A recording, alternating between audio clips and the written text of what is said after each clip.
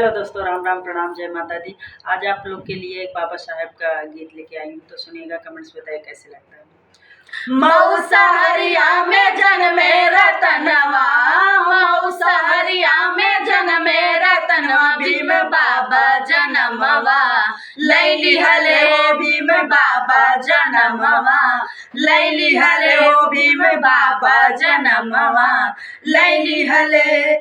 Bhim by my बाटेली नेगवा, Bhim by my बाटेली नेगवा, सारा गौवा मगनवा हो गईले, सारा गौवा मगनवा हो गईले, सारा गौवा मगनवा हो गईले।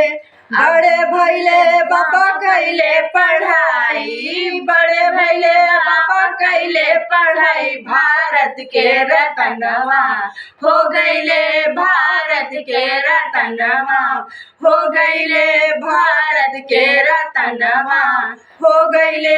मौसा हरिया में जन्मे रतनवा, मौसा हरिया में जन्मे रतनवा, भीम बाबा जनमवा लैली हले, भीम बाबा जनमवा लैली हले। अरे करले विनोद बाबा के बखनवा, अरे करले विनोद बाबा के बखनवा, अरे दीनन के जनवा हो गईले, दीनन के जनवा हो गईले। अरे करले विनोद बाबा के बखनवा, करले विनोद बाबा के बखनवा, अरे दीनन के जनवा हो गईले, अरे दीनन के जनवा हो गईले।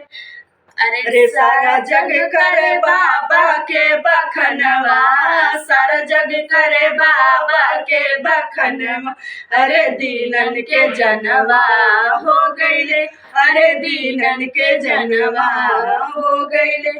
अरे सारा जग करे बाबा के बखनवा, सारा जग करे बाबा के बखनवा, अरे दीनन के जनवा हो गईले, अरे दीनन के जनवा हो गईले। मौसा हरिया में जन्मे रतनवा, मौसा हरिया में जन्मे रतनवा, भीम बाबा जनमवा लैली हले, भीम बाबा जनमवा लैली हले। मौसा हरिया में जन्मे रतनवा, मौसा हरिया में जन्मे रतनवा, भीम बाबा जनमवा लैली हले, भीम बाबा जनमवा लैली हले।